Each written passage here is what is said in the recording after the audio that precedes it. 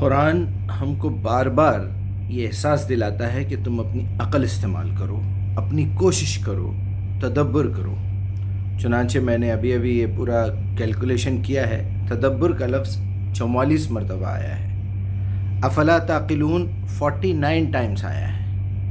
کیا تم فکر نہیں کرتے؟ افلا تفکرون 18 مرتبہ ہے۔ افلا تبصرون، کیا تم دیکھتے نہیں؟ اپنی عقل استعمال نہیں کرتے، اپنی آنکھیں استعمال نہیں کرتے، 8 مرتبہ ہے۔ اولی الالباب 9 سے 24 مرتبہ الگ الگ طریقے سے آیا ہے۔ تو آپ کیا سمجھتے ہیں؟ قرآن تو بار بار آپ کے ذہن کو چھیڑ کے اس کو ایکٹیویٹ کر کے یہ بتا رہا ہے کہ تم اپنی عقل استعمال کرو۔ اس دنیا میں رہنا ہے، اس سرزمین پہ رہنا ہے تو اپنی عقل استعمال کرنی پڑے گی۔ کہاں ہے ایسی کون سی فیلڈ ہے بتائیے آپ جہاں آپ کو اپنی عقل استعمال کرنا نہیں ہوتا ہے؟ آپ کی زندگی شروع ہوتی ہے، آنکھ کھلتی ہے تو وہاں سے آپ اپنی عقل استعمال کرنا شروع کرتے ہیں سونے تک۔ بلکہ نیند میں بھی آپ کی عقل آپ کو پریشان کرتی ہے، خواب دکھاتی ہے، بے چینی سے نیند نہیں آتی، کبھی آپ کا دماغ مطمئن ہے تو نیند آ جاتی ہے، تھکاوٹ ہو گئی ہے تو نیند آ جاتی ہے۔ میرے کہنے کا مطلب یہ ہے، کیا جب یہ آیتیں نازل ہو رہی تھی، کتاب انزلناہ الیک المبارک لیدبروا آیاتہ لیتذکر اولو الالباب، استغفر اللہ العظیم، یہ عقل والوں کو نصیحت دیتی ہے۔ اے محمد، ہم نے مبارک کتاب آپ پہ نازل ہی اسی لیے کی ہے کہ اس میں لوگ غور و فکر کریں، تدبر کریں۔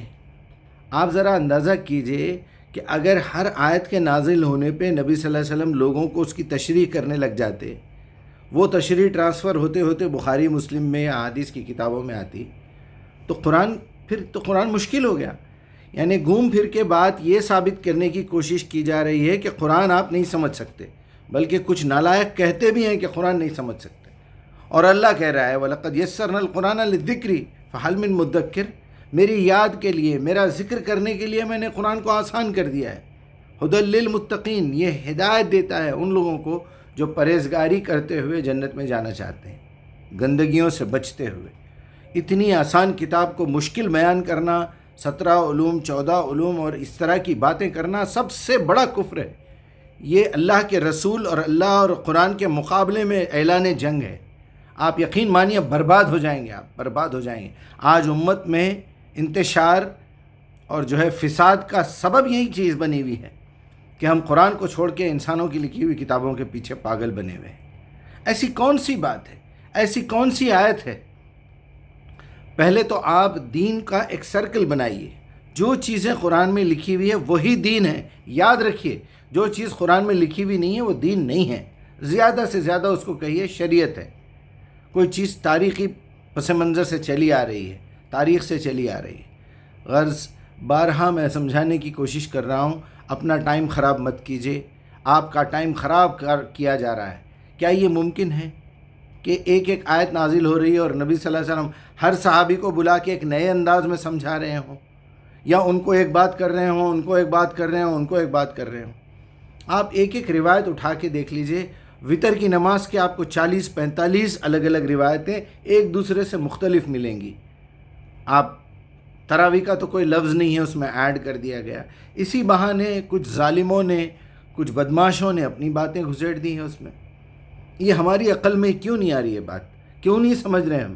یہ ممکن ہے کہ دوران تنزیل جب قرآن نازل ہو رہا ہے، ابھی کوئی آیت نازل نہیں ہوئی ہے، وہ ڈاؤٹ کسی صحابی کے ذہن میں آیا ہو، وہ آ کے نبی صلی اللہ علیہ وسلم سے پوچھے ہوں کہ بھئی ابھی مدینہ ٹرانسفر نہیں ہوئے، مدینہ میں کوئی قوانین نازل ہونا تھا وہ ابھی نازل نہیں ہوئے مکے میں۔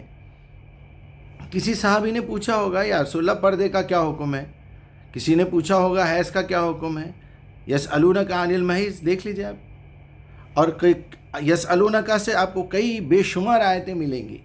لوگ آپ سے یہ پوچھ رہے ہیں، لوگ آپ سے یہ پوچھ رہے ہیں، ان سے کہیے اذا سألک عبادی انی، جب لوگ میرے بارے میں پوچھیں تو انہیں بتا دو۔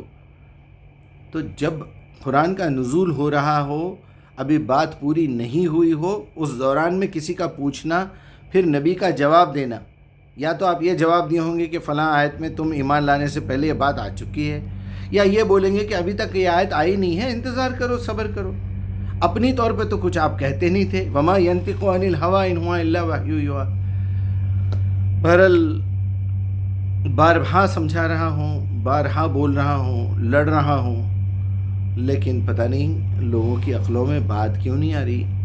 ज़बरदस्ती एक टर्मिनोलॉजी, एक इस्तिलाह ले लेते हैं कुरान की, उसका मतलब बदल देते हैं। दुआ का मतलब बदल दिया, ज़िक्र का मतलब बदल दिया, सलाह का मतलब बदल दिया, सब्र का मतलब बदल दिया, इबादत का मतलब बदल दिया, और बदल बदल के पूरा एक कॉन्सेप्ट आप ख़राब कर रहे हैं, मुस्लिम उम्मत को ख़राब कर रहे हैं। बेअमल हो रहे हैं हम लोग झूठ बोलते हैं, हम लोग धोखा देते हैं, हम लोग मिलावट करते हैं, हम लोग कत्ल खून गारतगिरी करते हैं। आखिरी दर्जे के बदनाम लोग इस वक्त हम हैं। पूरी दुनिया के किसी इलाके में आप किसी जगह चले जाइए, मुसलमान है तो आपको शक की नज़र से देखा जाएगा। मैं वीज़ा निकालता हूँ तो पहले कहता हूँ एजेंट से कि मुझे मुसलमान आदमी नहीं चाहिए। मैं किराए पे घर देता हूँ तो प्रेफर करता हूँ कि कोई गैर मुस्लिम हो तो अच्छा है। ये क्या वजह है इसकी? क्या बताऊँ मैं, कुछ दुआ मांगते हुए भी शर्म आती है। करने के काम हमारे, हम सब कुछ अल्लाह पे ढकल देते हैं। अल्लाह हमें सीधा कर दे, अल्लाह हमें तौफीक दे दे, अल्लाह हमें हिदायत दे दे। 1400 साल से हिदायत आ चुकी है, खोल के पढ़ने के लिए कोई तैयार नहीं है। चलिए, शायद आप लोगों में से कोई मेरा दर्द समझे और अपनी इस्लाह करे, अपने बच्चों की इस्लाह करे, और अपनी आने वाली औलाद को, अपनी नस्ल को जहन्नम की आग से बचाएं। और मुस्लिम उम्मत पे थोड़ा रहम कीजिए, थोड़ी मेहरबानी कीजिए। अल्लाह रहम करे बस।